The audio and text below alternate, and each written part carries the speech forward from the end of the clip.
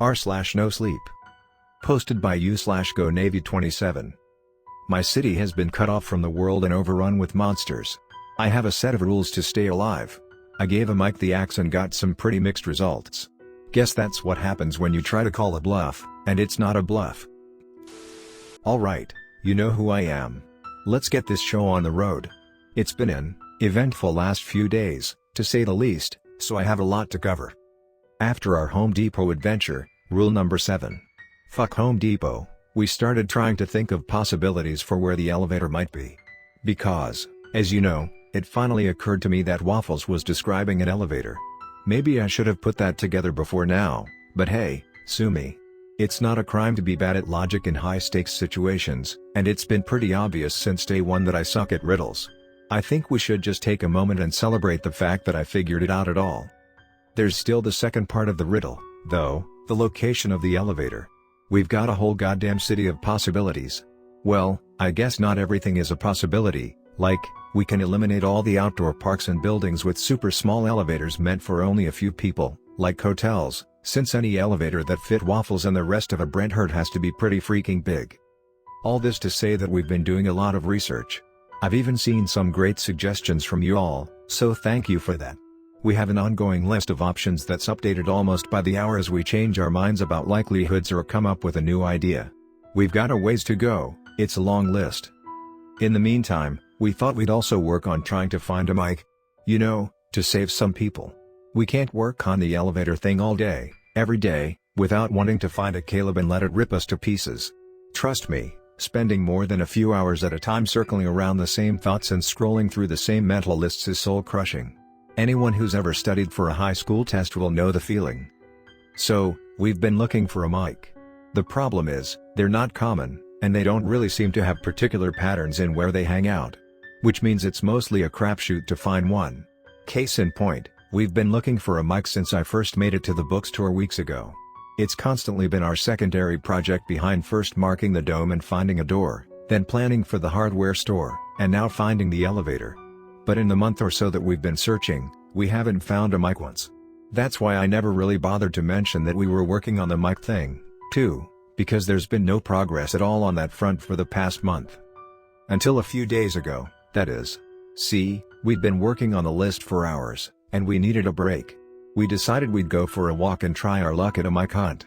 After prepping our supplies, you can't just go on a walk around here without all your monster-killing equipment. After all of us except Waffles headed out. Yes, he's a great asset to have with us, but he'd been out all night looking for any signs of a mic or an elevator, so he needed some sleep.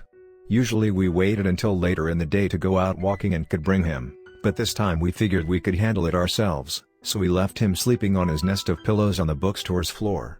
Our smartest move? Maybe not.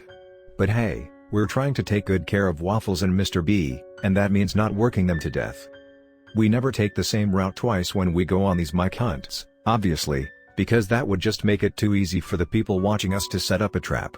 We're trying to minimize our predictability here. But we do take routes that take us through a few of the same spots, namely, the places where Zoe and I have met mics previously. Like I said, we have no idea where we're most likely to find one, so visiting the few places where we have encountered them is our best lead. We hoped that if we were lucky, maybe the mics frequent similar places, or maybe they have a home nearby. Obviously, this had not worked for us yet. But we didn't have a better idea. You know what, I don't have to defend this thought process to you. It was our best lead, and it doesn't matter anyway, because a few days ago, it finally worked. Or we got lucky. I don't know. Who cares, because we ended up being right. Zoe and I were walking side by side near the place where she'd met and killed a mic. It was actually kind of close to my old neighborhood, which was making me slightly uncomfortable. It always did. I'd walked home from school down this street sometimes, it may even have been the one I ran down in a panic when the monsters descended, trying to get to my family before it was too late. Not so spoiler alert, assuming you've been following along, I didn't get there in time. If we'd kept walking a few blocks and turned 2 corners, I would have been able to see my house. My house, which I hadn't been back to since the day I saw my family die. Which is why we didn't keep walking a few blocks and turn 2 corners. I was distracted, thinking about my house and trying to stop thinking about my house before it took a worse turn, when suddenly 2 things happened that snapped me out of my thoughts. Zoe suddenly held her arm up to block me from walking any further, and Mr. Bailey meowed. I held totally still, only moving my eyes to glance sideways at her. "What?" I whispered. "I heard something down that alley," she whispered in response. We were standing on the sidewalk in front of a store and a restaurant, only 3 steps or so ahead of us. To our right, an alley opened up between the 2 buildings and led off into shadows. As we both stood motionless, I heard a noise from within it too. It sounded like something rummaging through a dumpster. "Think it's a mic?" I asked. "Only one way to find out," she answered, and before I could do anything, she took the few steps forward to peek around the corner of the alley, axe in hand. And, well, I guess even that movement was enough to draw the attention of what was, in fact, a mic. Still frozen in place, I heard a roar, and Zoe yelled, "Fuck!" and scrambled backwards, into the street. The mic had reached her in a second. She swung her axe, because at this point it had already seen her, and I think she hoped she could hit it in the face before it opened up its black hole, but the mic was moving too fast. She missed, and with a large paw it batted the axe out of her hand, and its horrible little mouth began to widen. I was still only a few feet away. If I moved, the mic would see. Mr. Bailey was still on my shoulder too, which means he couldn't move without giving me away too. My heart was racing a million miles a minute in fear watching Zoe struggle, but I had to wait until I was out of its peripheral vision, until I was in its blind spot. Rule number 3, before I could do anything. Luckily, Zoe knows my rules too. She looked at me, I could see the panic in her eyes, and managed to give me a little smile. Then she punched the mic in the eye, narrowly avoiding its growing mouth. This bought her maybe 3 seconds. It howled and flinched back just enough for her to run further into the street. Then it raced after her, moving inhumanly fast, and this time it pounced on her, knocking her to the asphalt, like it had with Evelyn. I guess it wasn't taking any chances with leaving her standing and giving her an opportunity to punch it again. She still tried, though. Despite my fear, I felt a twinge of pride at how unwilling Zoe was to give up. Unfortunately, when she tried to punch its eye this time, its mouth had expanded enough that her hand simply went into the black hole. I saw her eyes widen in shock as her fist hit nothing but the swirling darkness inside the mic, and her expression turned to horror as her arm was pulled in, beginning to drag the rest of her body with it. I had to act fast. She had seconds before she was sucked into the black hole. And sure, I could maybe kill the mic once she was totally eaten, but it'd be a lot harder if its attention was no longer taken up by Zoe. What if it saw me move and got me too, and we were both floating in empty nothing for eternity? What if it ran away after getting Zoe and I never managed to track it down again? No. I had to act now. Zoe had let it chase her far enough into the street that I was in its blind spot, and her axe was lying on the sidewalk. Giving a battle cry, it couldn't hear me. After all, I ducked down, grabbed the axe, and sprinted towards the mic's looming back. And then, maybe this was a little bit overkill, but I wasn't taking any chances. I leapt up onto its back, grabbing a fistful of its dark fur to hold myself there, and swung the axe with all the strength I could muster, aiming for its spine.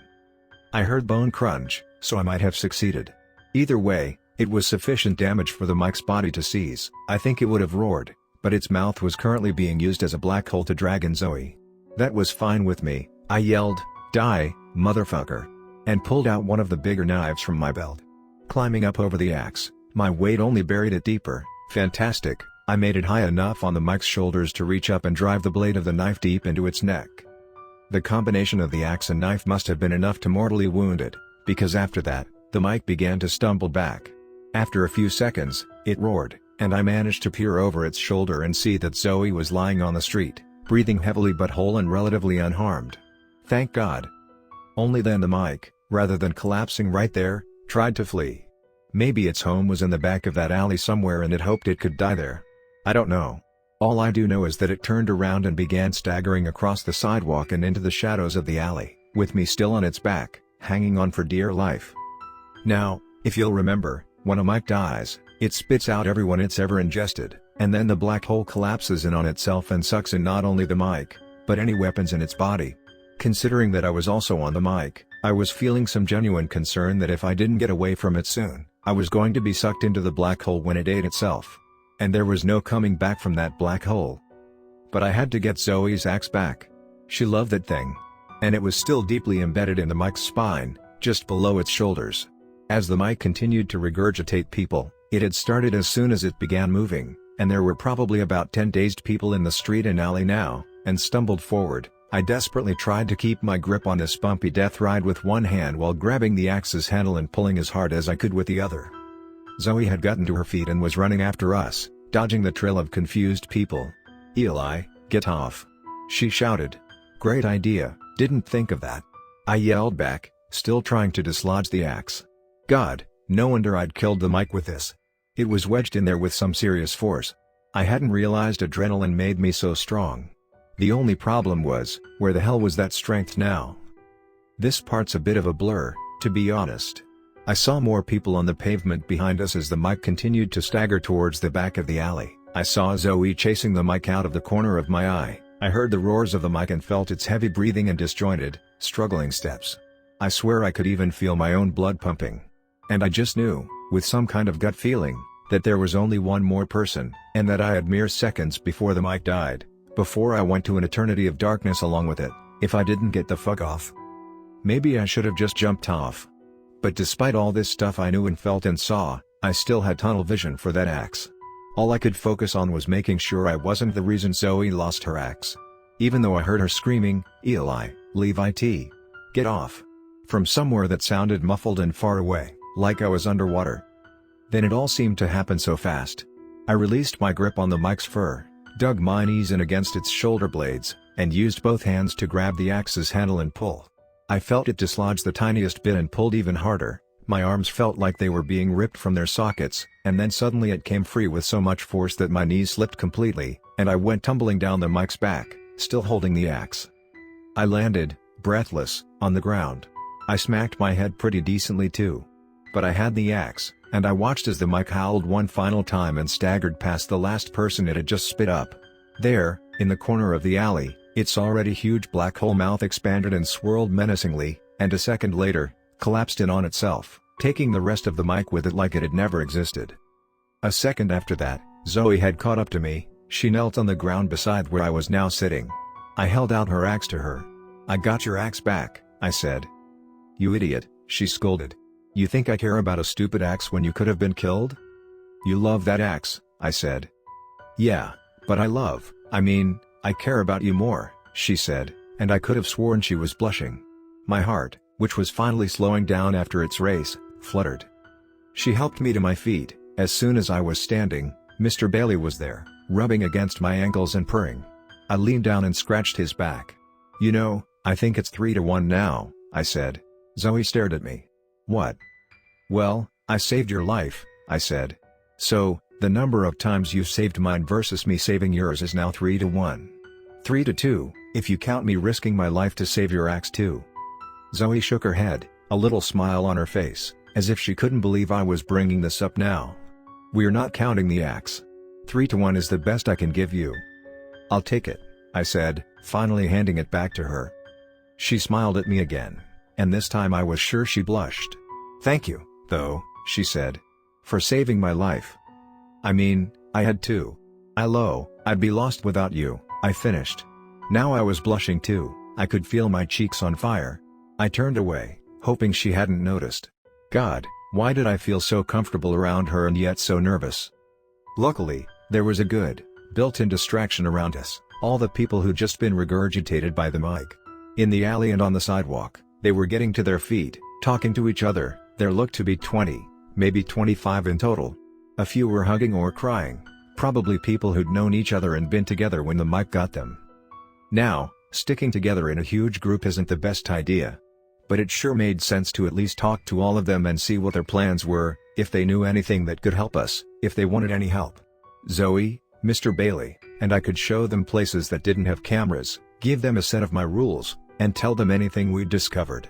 After all, the more people we had who were alive and looking for a way out, the better all of our chances are at making it out of here. So, I raised my voice and called out, "Hey, everyone. This alley's pretty dark and small, so if you could all congregate on the sidewalk and street in front of the Italian restaurant out there, that'd be grand. I can let you know what's going on. Give us a minute." This seemed to work. People looked at us, probably recognized me as the crazy guy who'd ridden the bear like it was a horse but nonetheless saved their asses, and decided they should listen. A few called out their thanks or spoke amongst themselves as they began to move out towards the street. Once the alley was clear, I turned back to Zoe. She looked at me with her eyebrows raised. "That'd be grand, huh?" she quoted. I didn't realize people still said that. "Sure they do," I said. "Like when I say, in the grand scheme of things, it really doesn't matter that Zoe saved my life 3 times and I've saved hers once. We've both saved each other's lives, so in the grand scheme of things, we're basically even." She rolled her eyes. "You know what I meant. And don't go getting all stuck up now. You've got 2 more life savings before we're even. Grand scheme be damned." She lowered her voice so anyone outside was sure not to hear. "What are you going to say to them, anyway?" "Well," I said. "I was thinking that I'd dash."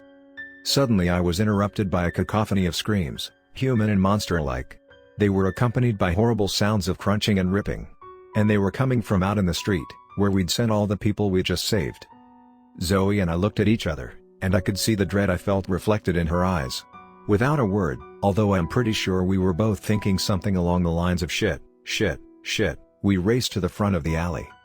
It didn't matter, we were too late. We emerged to the site of a massacre. It was awful. Blood, organs, limbs strewn everywhere. The few bodies that were still intact nevertheless had their throats ripped open or long gashes down their chests. A couple corpses weren't even recognizable as human, really. I'd like to say it didn't bother me, but seeing all the people who'd been so alive, who I just brought back to life, only seconds ago, seeing them decimated like that and killed so brutally, well, it did bother me. I turned away from Zoe and threw up all over the sidewalk. As I was straightening back and trying to spit the taste out of my mouth, Zoe elbowed me in the ribs and pointed. I followed her gaze and my heart sank even deeper. From inside the store stepped an MJ, I knew this because it was wearing my face. I also knew it couldn't be responsible for the massacre, because MJs don't kill their victims like that. No, this one was likely just chilling and watching the whole bloodbath. Maybe waiting to pick off any survivors. It was being stupid if it thought being me would trick us, though, I mean, Zoe and I were both right here. But all of my initial thoughts were wrong. It wasn't waiting to pick off survivors, and it wasn't trying to trick us, for once. Because it simply smiled its creepy smile at us, using my own face, and walked towards us. We stood our ground, since it couldn't do anything to us without its magic words. Jamie didn't even try, though. Instead, when it reached us, it simply held out a fingerless hand. There, stapled to its palm, yes, stapled, I felt kind of bad for the poor bastard, was a folded slip of paper. I looked at Jamie. "If I reach out and pull this paper off your hand, that doesn't count as taking your hand, right? I'm not getting fucked over by semantics now. You didn't ask, so you can't do anything to me." Jamie shrugged. "Why don't you find out for yourself, if you're so smart?" It was smirking. But I was pretty sure I was right. Besides, it's not every day a monster comes up to you with a note after a massacre. So, I muttered, "Fuck you," under my breath as I reached out and quickly ripped the paper off its palm, leaving the staple behind. Before I could even unfold it, Jamie said, "See you around," grinning, and walked away, disappearing around the corner. I shook my head and flipped it off after its back was turned. If it wanted to find me again on a day that it was a monster and not someone's messenger, fine. But that was a problem for future me. The current problem was the paper. I unfolded it, and my heart dropped even further when I saw the words. They were in the same handwriting as the note we'd found in the dome room, only this time, they appeared to be written in blood, or at least ink designed to look like blood. I read it and then handed it to Zoe, and she read it aloud. "We warned you to stop trying. Look at what you caused. Still think we're bluffing?" We both stood there in empty silence for a minute. I don't think either of us knew what to say. What do you say, when you just managed to save 25 people, only to see them die so much more brutally than they had the first time, and then get it blamed on you? I know what Caleb would say. Probably something like, "They deserved it. Those people were probably all assholes, and I can do no wrong, so clearly, it's not my fault. It's karma." But Caleb was a dick, and I tended to think I'd just caused the horrific massacre of some good people. Man, fuck Caleb. Just as I opened my mouth to speak after several minutes, we heard a groan behind us. Zoe and I instantly spun around to see someone on the ground, shoving a gory, headless corpse off himself. Then this guy, covered in blood from head to toe, got to his feet. He was remarkably uninjured, considering what had just gone down. Sure, he had some gashes across his chest and was bleeding from a nasty cut on his head, but all in all, he wasn't in awful shape, especially compared to the rest of the poor souls lying around us.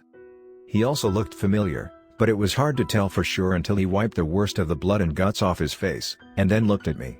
I swear we recognized each other at the exact same moment, because simultaneously, I excitedly said, "Holy shit, Tristan, is that you?" And he less excitedly said, "God fucking damn it, anyone but you, Eli." Yeah, he's not a huge fan of mine. Never has been. Some people aren't, I just don't get it. "You know this guy?" said Zoe skeptically. "Yes," I said, stepping over dead bodies to get to him. "You remember me telling you about my best friend Nolan? This is his older brother." I reached him and pulled him in for a hug. Tristan did not seem to enjoy this, as he stood there still as a statue until I pulled away, then stepped back. It was beginning to dawn on me what this might mean. A pit growing in my stomach, I looked at the destruction around us. Shit, Tristan, was Nolan here? Did he just get massacred?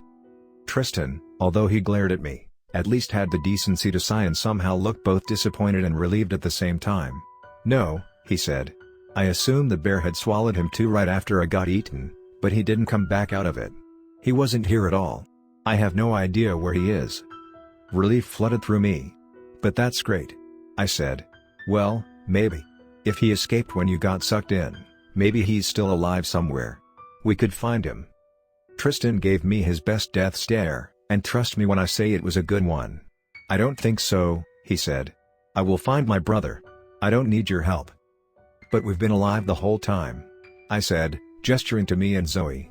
"We've never gotten eaten or killed once. No offense or anything," I added, since he was still giving me the death stare. "We could help you. And we're trying to find a way out of the dome.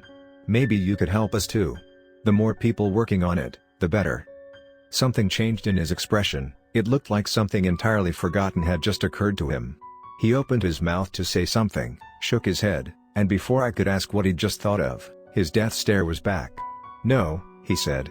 "I just want to find my brother. I don't know what you've been up to, but it can't be good. It never is. I guess I should thank you for saving me, but that's it.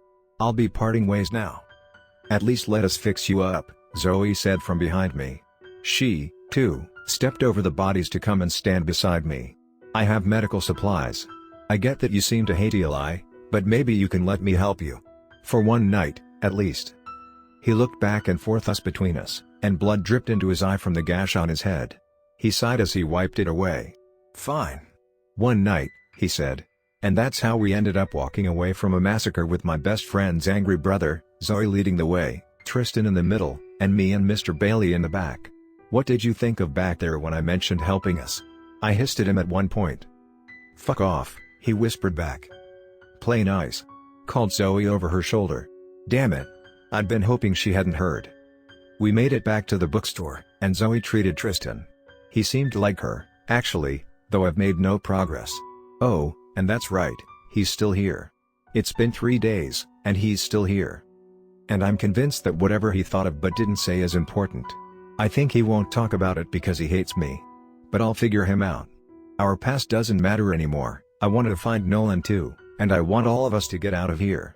Even Tristan, who once locked both me and Nolan out of the house in the middle of January at 2 a.m. We got so desperate that we climbed in through his parents' window and broke his mom's stained glass lamp. But guess who didn't get in trouble? Tristan. Guess who did? Me and Nolan. But I don't hate him. He may hate me, but that won't stop me. There's gotta be a reason that of all the people to survive that massacre by hiding under a corpse, it was him. And I sure as hell intend to find out what it is.